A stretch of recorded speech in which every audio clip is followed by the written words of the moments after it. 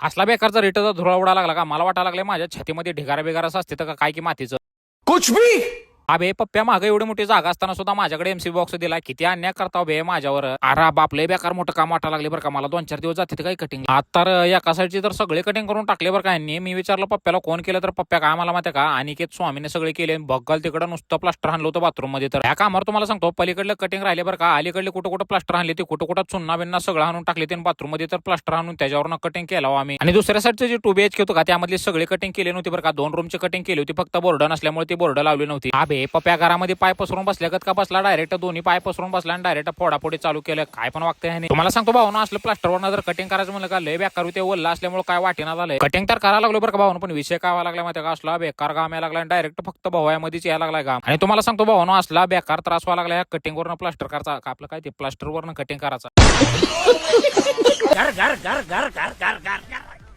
ह्या पिशवीला तर कोण आणून सोडलं काय माहिती बरं का मागं धरणं बघायला लागलो नुसतं घर घर घर घर फिरायला लागले त्यामुळे तिला उचलून नीट खिडकीमधनं बाहेर टाकून दिलो आणि भाऊ अशा तऱ्हेनं आपलं पूर्ण बाथरूम मधलं जेवढं काय काम होतं का तेवढं फायनल करून टाकलं आणि किचन मधलं जे मेन 2 ड्रॉप होतं का तेवढं खाली घेतलं आणि परत त्याला जेवायला चालू केलं आणि घरचे तर असं जेवायला देते जसं काय आम्ही मिस्त्रीच्या हाताखाली पाट्या बेट्या उचलायला चालला आंब शेंगा सोनपापड्या काय काय देते ते अजून पण पप्प्या तू कोणती भाजी आणला कोंबून आपलं सॉरी कोबीची भाजी आणला अरे कहना क्या चाहते हो आणि जेवण बिवण झालं का तुम्हाला सांगतो असलं बेकार झोपलो तुम्ही फकाट अर्धा तास झोपलो तो काहीच कळेना झालं होतं मला तर आणि झोपेत नव्हतं का पहिले तर किचन फायनल केला आणि आता शेवटचं काम राहिलं होतं का ते म्हणजे हॉलमध्ये तुम्हाला सांगतो असलो बेकार धुरा उडा लागला होता लय म्हणजे लय बेकार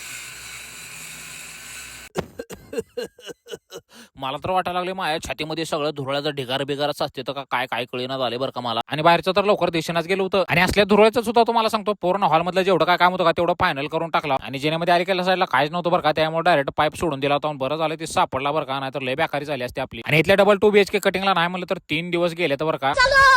तर भाऊ तुम्हाला जर ब्लॉग आवडला का लाईक शेअर फॉलो कमेंट तेवढं नक्की करा बरं का.